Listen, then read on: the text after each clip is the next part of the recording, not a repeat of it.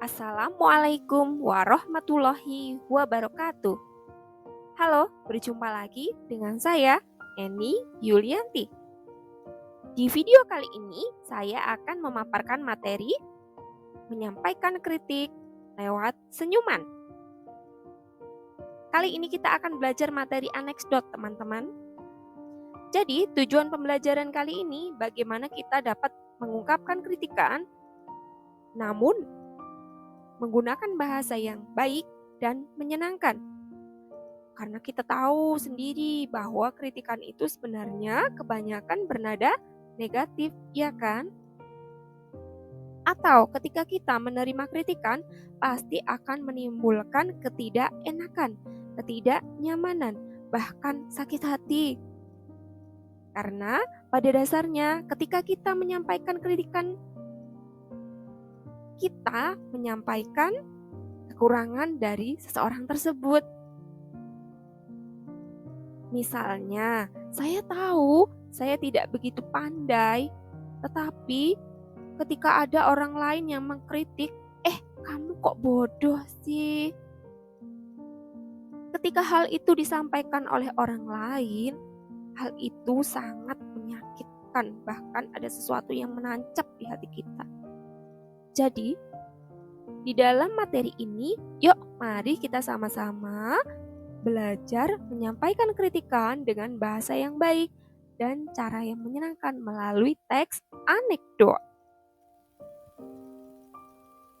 Pengertian anekdot. Anekdot adalah cerita singkat yang menarik dan lucu yang biasanya didasarkan pada kejadian nyata serta seringkali mengandung pesan atau pelajaran. Anekdot bertujuan untuk mengkritik dengan bahasa yang ringan dan suasana lebih santai sehingga mudah lebih dimengerti atau mudah diterima oleh yang dikritik. Kritik dengan nada bercanda tentunya lebih mudah dipahami. Contoh, lawakan tunggal stand up komedi merupakan salah satu contoh dari teks anekdot. Dalam stand up komedi ada pelaku atau komika yang sedang melakukan lawakan tunggal. Dengan menyampaikan kritikan-kritikan sosial, namun dibalut dengan kelucuan-kelucuan sehingga kita dapat tertawa bersama. Padahal yang disampaikan adalah sebuah kritikan atau program televisi yang berjudul Lapapa. Di program tersebut ada Kak Kiki Saputri yang sedang merosting Menteri Susi Puji Astuti. Luar biasa, menteri yang gaul, nyentrik, tidak kaku, tepuk tangan lu buat beliau. Fakta pertama, Ibu Susi dipilih oleh Pak Jokowi sebagai menteri dengan alasan yang sangat out of the box. Incredible. Gitu, biar keren aja gitu depan Bu Susi. Emang Bu Susi doang bisa ngomong bahasa Inggris. Jadi saya baca artikel gitu.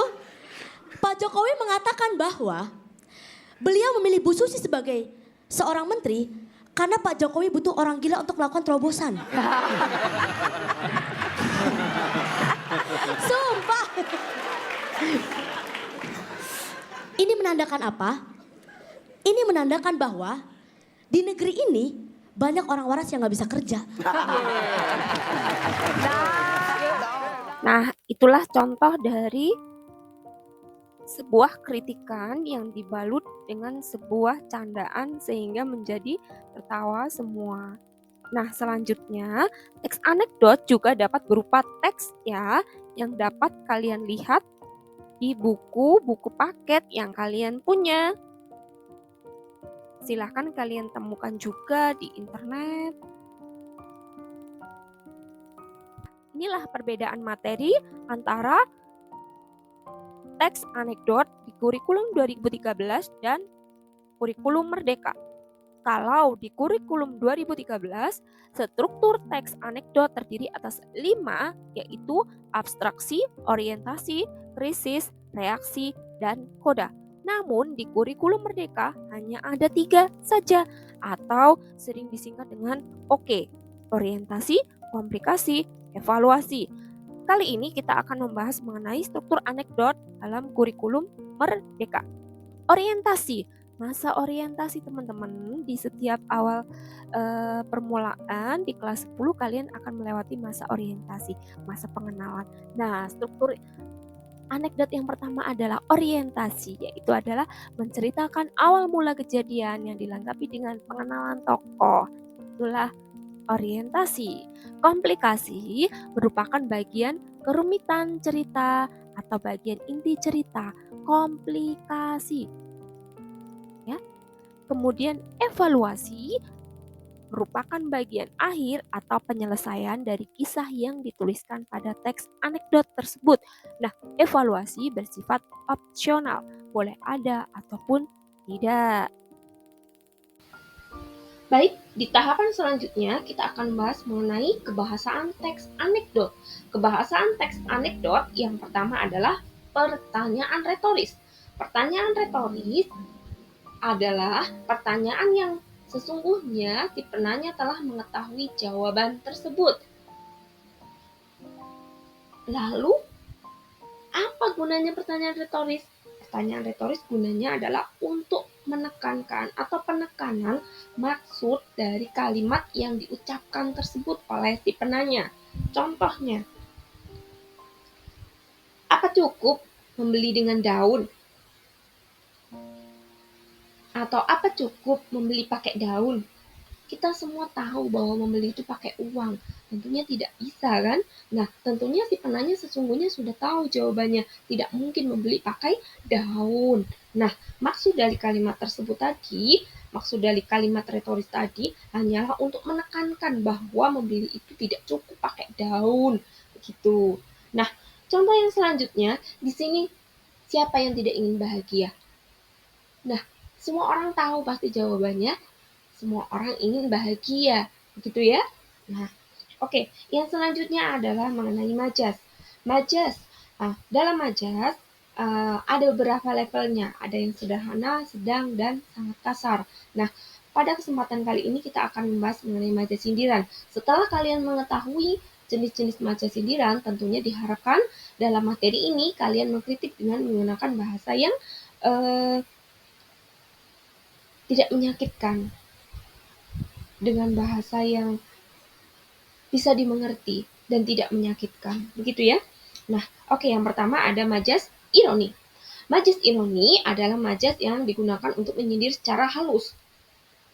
Majas ironi adalah majas yang digunakan untuk menyindir dengan lawan kata pada kalimat tersebut. Contohnya, semisal kalian tidak tepat waktu, maka contohnya, wah, pagi sekali kalian datang, sampai-sampai teman kalian sudah pulang semua. Dikatakan pagi, tapi temannya sudah pulang semua. Berarti kalian tidak tepat waktu. Begitu ya. Kemudian contoh lagi, apabila ada teman kalian yang tidak pandai menjaga bau tubuhnya atau bau badannya, mungkin kalian akan berucap seperti ini. Wah, kamu wangi sekali, sudah tidak mandi berapa kali? Wah, dikatakan sudah tidak mandi berapa kali, but itu pasti bau ya, bau ketek. Nah, itu adalah contoh dari majas sindiran ironi, menyindir secara halus. Nah, kemudian ada sinisme. Sinisme itu adalah majas sindiran secara langsung. Contohnya, untuk apa ada peraturan kalau ujung-ujungnya dilanggar juga? Atau kalian ingin menyindir tentang hukum? Mungkin untuk apa ada hukum jika tidak ditegakkan? Nah, itu adalah contoh dari majas sinisme. Selanjutnya ada contoh dari sarkasme. Sarkasme merupakan jenis majas yang menggunakan kata-kata kasar atau menyindir secara kasar. Majas sarkasme sering digunakan untuk orang-orang yang sedang marah biasanya, gitu ya.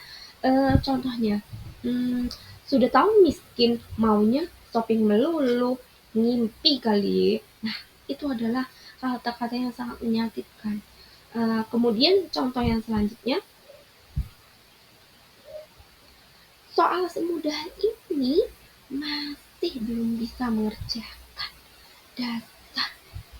Bodoh. Misalkan seperti itu ya teman-teman.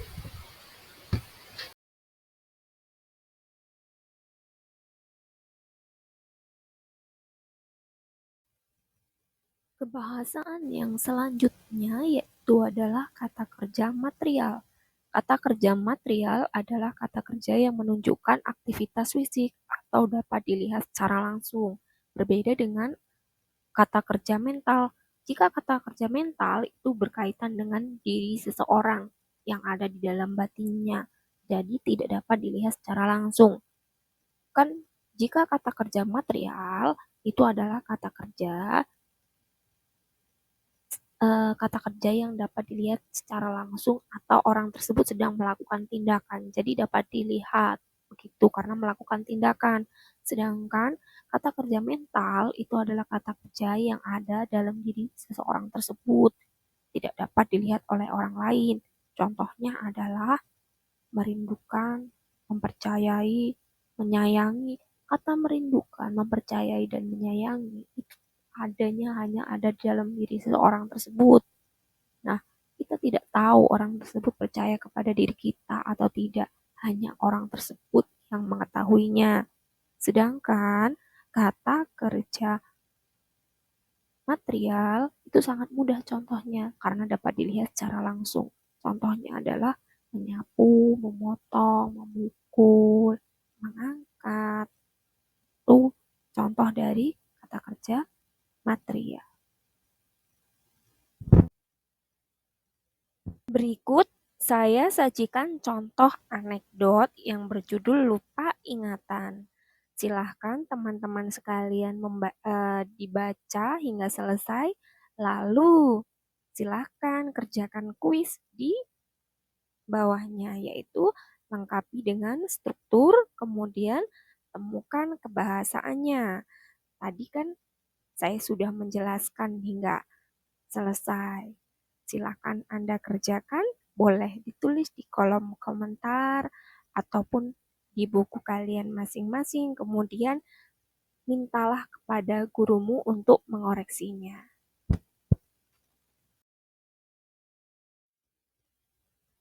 Nah, itulah materi anekdot di kurikulum Merdeka. Semoga materi ini dapat menjadikan referensi untuk kalian belajar di rumah. Ingat ya, bahwa kritik itu hendaknya disampaikan dengan bahasa yang baik. Maka jika anak-anak mengkritik, gunakanlah bahasa yang baik dan santun. Sehingga yang dikritik tidak akan merasa sakit hati. Begitu ya. Dan terima kasih apabila ada kesalahan dalam saya menyampaikan materi ini. Saya memohon maaf. Dan saya akhiri. Wassalamualaikum warahmatullahi wabarakatuh.